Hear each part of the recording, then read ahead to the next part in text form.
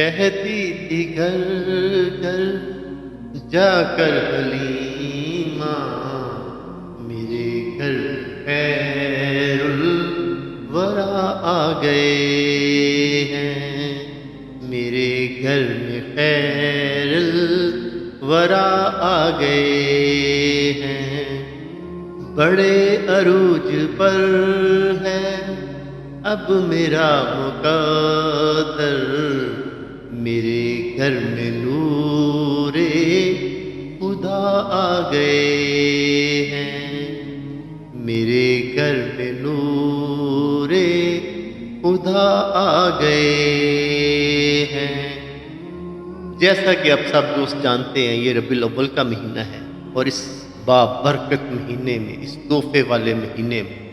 اللہ سبحانہ تعالیٰ نے اپنے پیارے محبوب حضرت محمد مصطفیٰ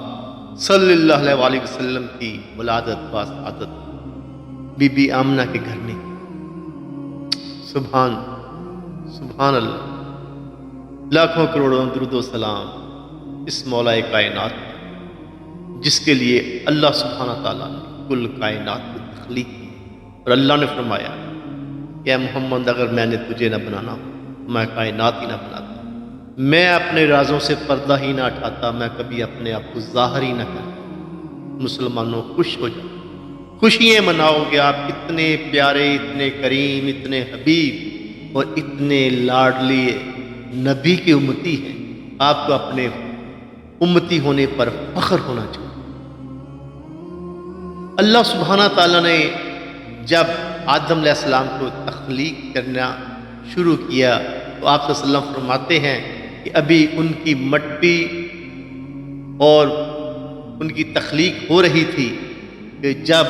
میں اس سے پہلے ہی وجود میں آ چکا تھا۔ جب کوئی چیز اللہ سبحانہ تعالیٰ نے نہیں بنائی تھی تو سب سے پہلے اللہ سبحانہ تعالیٰ نے اپنے نور میں سے مجھے بنایا، میرا نور بنایا۔ قربان جاؤں اس نبی کہ جس نے ہر وقت، ہر لمحہ اللہ سبحانہ تعالیٰ سے صرف اے مسلمانوں آپ کی بخشش کی دعا کی، اللہ سے کہا یا رب العزت میرا امتی، میرا امتی، میرا امتی، میرا امتی۔ حلیمہ سعدیہ فرماتی ہیں، اپنا واقعہ بیان کرتی ہیں کہ جب ہم بچوں کو لینے کے لیے، یہ رواج تھا عرب کا کہ ہم دائیں بچوں کو گود لے کے ہاتھ میں لے آتی تھی اور ان کی پرورش کرتی تھی، اور ہمیں اس کے عوض میں مال و دولت بھی ملتا تھا، تحفے طوائف بھی ملتے تھے، اور ہماری گزر بسر بھی بہت اچھی ہو جاتی تھی۔ حلیمہ سعدیہ فرماتی ہیں کہ جب میں اپنی سہیلیوں کے ساتھ مکہ کی طرف سفر گامزن ہوئی بچوں کو لینے کے لیے، تو میرے پاس جو سواری تھی وہ بھی کمزور تھی، جو کھچر تھا وہ بھی کمزور تھا،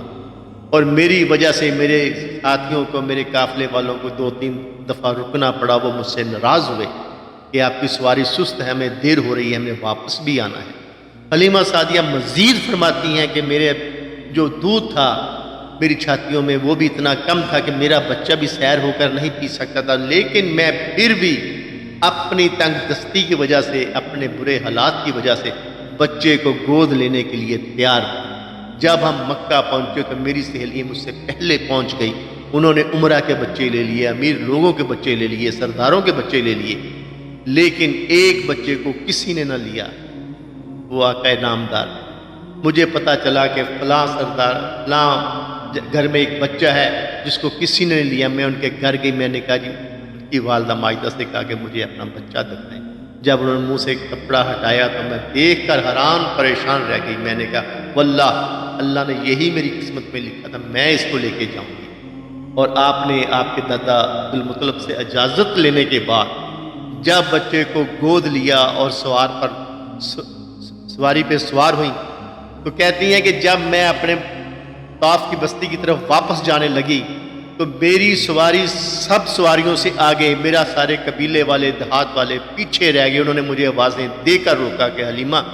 رک جاؤ، کیا ہوا، سواری تبدیل کر لی ہے؟ میں نے کہا نہیں، سواری تبدیل نہیں کی، سوار تبدیل کر لیا ہے۔ قربان جاؤں اس نبی کے جس کے ہم امتی ہیں۔ لوگ کہتے ہیں کہ میلاد کیوں منائیں؟ حلیمہ سعدیہ فرماتی ہیں کہ جگمگ جگمگ تو میرے نبی کا نور کرتا تھا، میرے گھر میں دیا جلانے کو تیل بھی نہیں تھا،